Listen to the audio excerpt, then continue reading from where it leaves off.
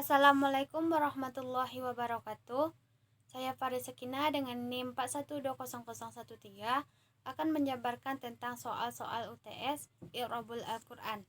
Soal yang pertama yaitu tentang definisi i'rab Al-Quran dan urgensinya.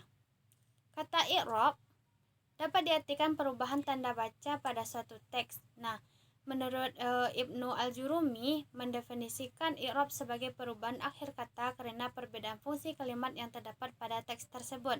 Sedangkan i'rab Al-Quran ialah perubahan akhir kalimat karena berbeda amil yang mendahulunya, baik secara tertulis maupun tidak. Selanjutnya itu tentang urgensi dan dalilnya. Ada beberapa poin. Yang pertama, belajar bahasa Arab adalah bagian dari agama. Sedangkan ilmu i'rab adalah salah satu metode bahasa Arab sebagaimana yang dikatakan Ibnu Taimiyah. Jadi sebenarnya bahasa Arab itu sebagian dari agama dan hukum mempelajarinya itu wajib.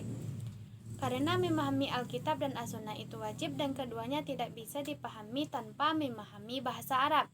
Yang kedua, i'rab penting dalam mempelajari makna Al-Quran karena tanpa i'rab tidak mungkin diketahui kedudukan satu kalimat dalam Al-Quran.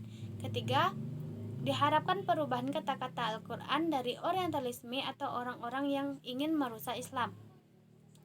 Yang keempat itu untuk mempelajari isi Al-Quran dan mengajarkannya kepada orang lain sebagaimana hadis riwayat Bukhari yang berbunyi Bismillahirrahmanirrahim, khairukum man ta'allamahul Qur'an wa 'allamahu, yang artinya sebaik-baik kalian adalah orang yang mempelajari Al-Quran dan mengajarkan Al-Quran.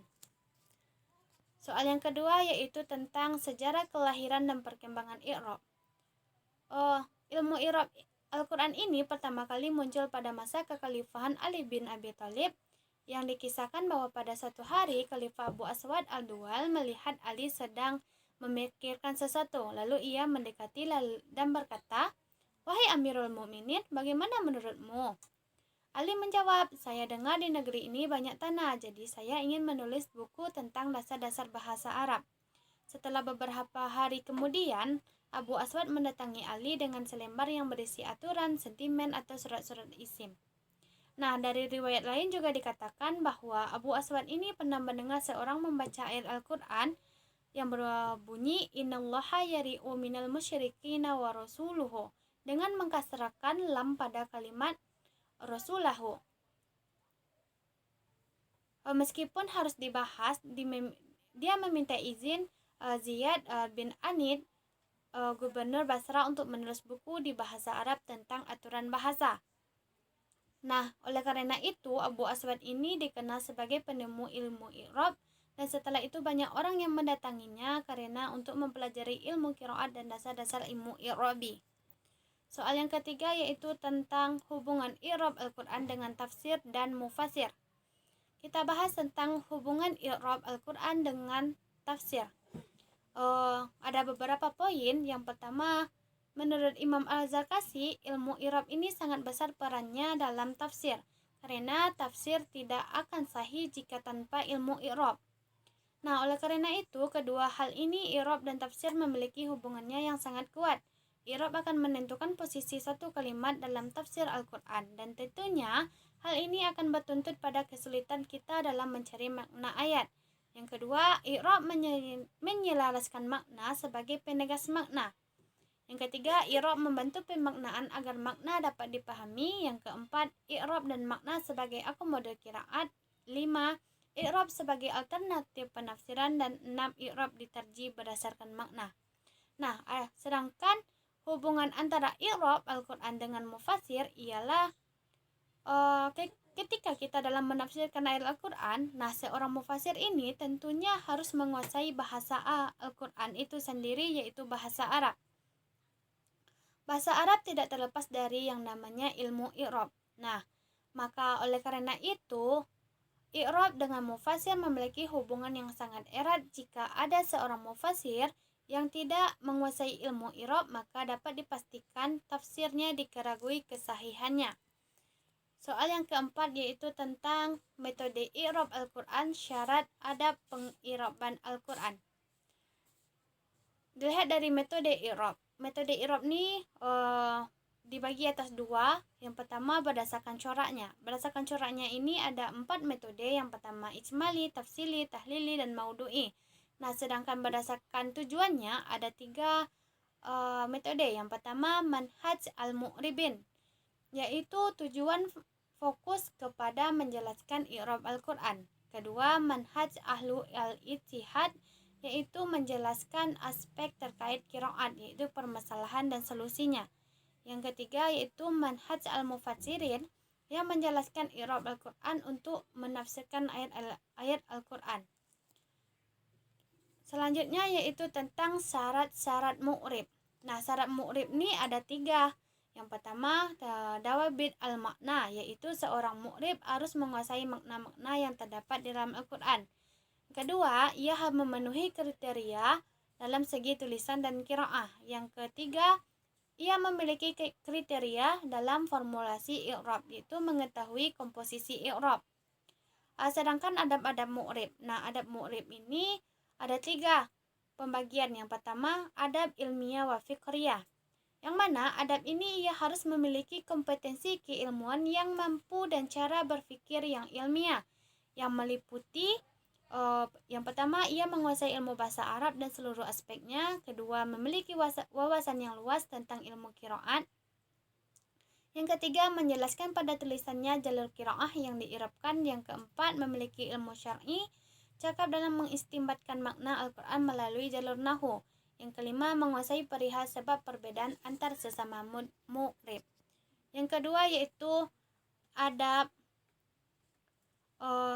talaqi wa takrir al-ahkam, yaitu adab ini ia harus mengetahui kode etik terkait dengan cara penegakan hukum, yang di dalamnya ia harus meliputi yang pertama, ia amanah terhadap ilmu dan memiliki sifat tawadu. Yang kedua, menuntut ilmu kepada ahlinya. Ketiga, memiliki perhitungan yang tajam. 4. Cermat dalam menentukan hukum. 5. Kekuatan argumentasi dan analisa tentang i'rab. 6. Sistematis dalam menjalankan hukum seputar i'rab. Yang ketiga yaitu adab usulubiyah mustalahiyah, yaitu adab ini merupakan kode etik terkait dengan pemakaian susunan kata atau kalimat. Ada 2. Yang pertama, ia menggunakan uslub yang jelas dan menghindari pemaksaan. Yang kedua, mengambil musalah yang layak dengan kitab. Soal selanjutnya yaitu tentang pembagian dan tanda-tanda i'rab. Tentang pembagian i'rab ini ada 4, yaitu i'rab yang harus dibaca rafa, i'rab yang harus dibaca jar, dan i'rab yang harus dibaca nasab. Adapun isim yang harus dibaca rafa, yang pertama ada fa'il, 2 naib, al-fa'il, 3 mubtada, 4 khobar, 5 isim, 6 khobar, 7 tawabi, yaitu isim yang hukum i'rabnya mengikut pada hukum i'rab kalimat yang sebelumnya. Nah, sedangkan isim-isim yang harus dibaca pada khafad atau jar yaitu i'rab yang ditandai dengan kasrah. Ada 3. Yang pertama, isim yang dimasuki huruf jar. Yang kedua, isim yang menjadi mudhaf ilai. Yang ketiga, tawabi, yaitu isim-isim yang hukum i'rabnya mengikut pada hukum i'rab kalimat yang sebelumnya. Itu meliputi ada na'at, ma'tud, taukid, dan badal. Itu selanjutnya tentang isim-isim yang harus dibaca nasab, yaitu ada beberapa. Yang pertama ada maf'ul bi, 2 maf'ul maf'ul alai, maf'ul fi, maf'ul ma'ah, hal, tamyiz, munada, musanna, isim khabar, isim la, nafiyatul jins, dan tawabi. Sedangkan tanda-tanda i'rab itu ada 4. Yang pertama itu tanda-tanda nasab. Nah, tanda nasab ini ada 4. Ada 5. Yang pertama itu tanda fathah. Tanda fathah ini berada pada isim mufrad dan jamak taksir dan fi'il mudhari'. Itu tanda alif pada tempat isim yang 5, dan ya pada tempat isim musanna, jamak muzakkar salim, dan tanda kasroh pada tempat jamak muannas salim, dan hazaf nun pada tempat fi'il yang 5. Nah, sedangkan tanda-tanda i'rab pada rafa yaitu ada 4 tanda, yaitu dhammah.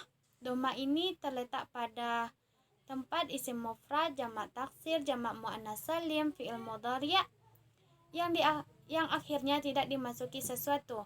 Yang kedua waw, yaitu jamak muzakkar salim dan isim yang 5. Yang ketiga alif pada tempat isim musanna. Yang keempat tetap nun, itu pada tempat fi'il yang 5. Nah, sedangkan tanda i'rab pada tanda-tanda khafad atau jar yaitu ada 3 tanda. Yang pertama tanda kasrah,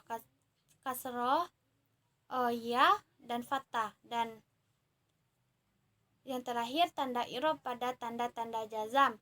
Yang pertama ada sukun, yaitu tempatnya fi'il mudhari' yang sahih akhir dan tidak dimasuki akhirnya oleh sesuatu pun. Yang kedua hazaf huruf ilat, dan yang ketiga hazaf nun. Nah, referensinya sudah terslide di PPT. Sekian penjabaran dari saya. Wassalamualaikum warahmatullahi wabarakatuh.